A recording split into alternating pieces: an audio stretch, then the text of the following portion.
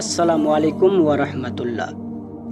সম্প্রতি আমরা দেখেছি আসামের বিখ্যাত গায়ক জুবিন গার্গ মারা যাওয়ার পর অনেক মুসলিম ভাই ও বোন তার জন্য দোয়া করছেন, কান্নাকাটি করছেন। আসুন দেখি ইসলাম এ ব্যাপারে কি বলে। প্রিয় ভাই ও বোনেরা, জুবিন গার্গ নিঃসন্দেহে একজন জনপ্রিয় শিল্পী ছিলেন। আসামের অনেক মানুষ তাকে ভালোবাসতেন, কিন্তু বাস্তবতা হলো তিনি মুসলমান ছিলেন না।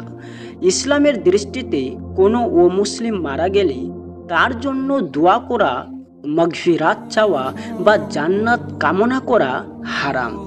আল্লাহ তাআলা পবিত্র কোরআনে স্পষ্টভাবে বলেছেন, নবী ও মুমিনদের জন্য শুভ নয় যে তারা মুশরিকদের জন্য ক্ষমা প্রার্থনা করবে, এমনকি তারা আত্মীয় হলেও, যখন তাদের কাছে স্পষ্ট হয়ে গেছে যে তারা জাহান্নামের অধিবাসী। সূরা আত-তাওবা 113 নম্বর আয়াত।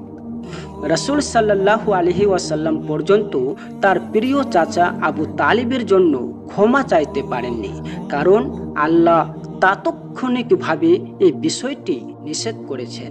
তাহলে আজ আসামের মুসলিমরা যদি জুবিন গার্গের জন্য দোয়া করে কাঁদে, তবে সেটা ইসলামের শিক্ষার পরিপন্থী।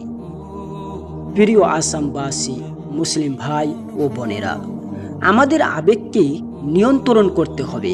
জুবিন গার্গের প্রতি ভালোবাসা থাকতে পারে, তার শিল্পী সত্তার প্রতি শ্রদ্ধা থাকতে পারে, কিন্তু তার মৃত্যুর পর আমাদের দোয়া করা ইসলামে বৈধ নয়।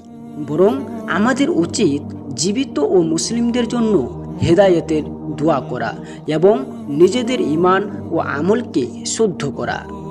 প্রিয় ভাইরা, এই ভিডিও থেকে আমরা শিখতে পারলাম, মৃত্যু ও মুসলিমের জন্য দোয়া নয়, জীবিতদের হেদায়েতের জন্য দোয়া এবং নিজেদের আমলকে ঠিক রাখা।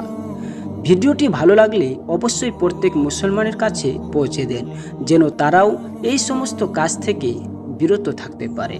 আল্লাহ হাফেজ।